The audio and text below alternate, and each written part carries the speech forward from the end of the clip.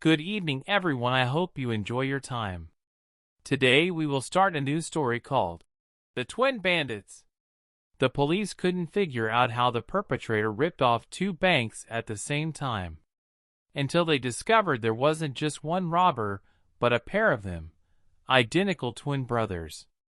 By Andrew Dubbins. The manhunt. The light was giving way to darkness as Detective Patrick Breer arrived at the CBC Bank in Heathcote, an old gold mining town in southern Australia nestled between mountains and surrounded by dense forest. The quaint two-story red brick building had been the scene of a crime. Earlier that afternoon, on April 27, 1979, a bank robber shot Ray Koch, a beloved veteran of the local police force. Two bullets ripped holes in Koch's stomach and intestines, forcing surgeons to remove his spleen. He lost a dangerous amount of blood, and nobody was sure if Kochi, as he was affectionately known, would make it. Breer, who worked for the state of Victoria's armed robbery squad, passed through the swarm of blue-uniformed police officers collecting evidence, then had a look at the bank's CCTV footage. It showed the thief running into the bank carrying a Browning pistol and wearing a black leather jacket, black gloves, and a mask bearing the face of an old man.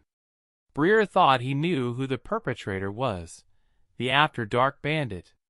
The bandit was the state's most wanted man, suspected in 24 armed robberies. Breer and his partner, Detective John Beaver, had been hunting him for over a year. They knew his MO well. He liked to hit rural targets just before they closed for the day, then escape into the bush under cover of darkness. The timing of many of his crimes was the inspiration for his nickname. Though it pained Beaver and Breer to admit it, there was something different about this criminal, almost superhuman. He was known to pull off two robberies within a half hour of each other, in towns that were more than a dozen miles apart. Newspaper reporters theorized that he must be driving a very fast car.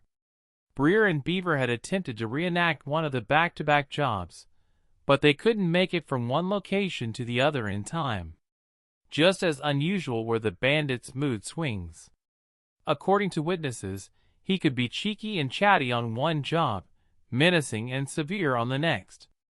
Early in his career, the after-dark bandit had been cautious and deliberate, taking small sums from off-track betting storefronts, known as tab agencies. But in recent months, he'd grown bolder, emptying banks, sometimes in broad daylight. So audacious was the bandit that he'd robbed the CBC branch in Heathcote twice in the previous 9 months. As he entered the bank on the third occasion, on April 27th, the ledger keeper recognized him.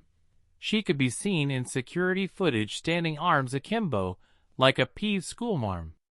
The bandit had stolen her orange Datsun to use as his getaway vehicle the last time he was there. He took it again this time, after shooting Koch and packing up the money he'd come for.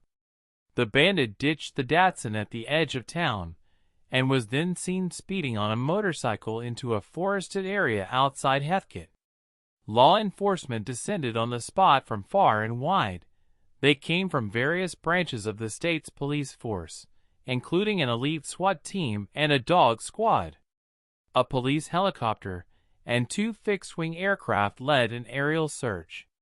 Police on motorbikes were tasked with covering the dense, rugged terrain of the forest, where thickets of eucalyptus and pine covered abandoned goldfields. "We are very hopeful that he is in the area, and we will get him," a detective told journalists. "He has used a firearm, and we must treat him as very dangerous." The following morning, Senior Constable Rick Hasty was cruising in his police van through the city of Bendigo, 40 minutes northwest of Heathcote. Hasty was a friend of Koch's and had just visited the wounded cop's wife. He would have preferred to be helping with the manhunt, but was ordered to remain on duty in Bendigo, part of a skeleton crew of officers keeping an eye on the place. Nobody expected the robber to turn up there, since doing so would require snaking his way through through the nearly 200 officers searching for him, a maneuver considered too bold even for the after-dark bandit. While sitting in traffic, Hasty spotted a man walking with a blue suitcase and sporting a red Zapata mustache. Hasty didn't have any particular reason to suspect that this was the man his colleagues were looking for, but he had a feeling. "I just knew it was him," Hasty told me. He watched the man cross the road and enter a dead-end alley. He parked his van and got out. As he walked into the alley, the man came toward him. "What's your name?" Hasty asked. "Peter Morgan," the man replied. "Why?" "Because I run this fucking town, and I want to know who's in it." Hasty wasn't carrying a gun, nor did he see any lumps in Morgan's pockets suggesting a weapon. He felt confident that he could take the man if needed. Tough and fit, Hasty competed as a professional cyclist and had been a farmer before a drought pushed him onto the police force to make ends meet. "Where you going?" Hasty asked. "Going to Melbourne to watch footy." "What's in the case?" "Oh, it's only knickknacks." "Can I have a look?" "Sure." Hasty knelt down, opened the suitcase, and rifled through it. There was a can of Coca-Cola, a newspaper, and, inside a drawstring sack, a sawed-off shotgun, stacks of money, and a mask that looked like an old man's face.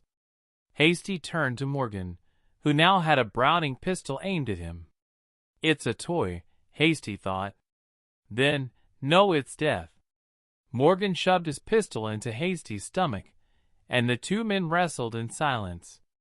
Morgan pulled the trigger twice, but there wasn't a bullet in the chamber. Hasty forced his adversary's gun hand upward, and the pistol fell. Later he would claim that he pried the gun away, and Morgan that he dropped it in surrender. Hasty then pushed Morgan up against the wall and grabbed him by the throat. "You've got me," Morgan said. "I just made you a hero." "If you fucking move," Hasty replied, "I'll kill you as you stand there."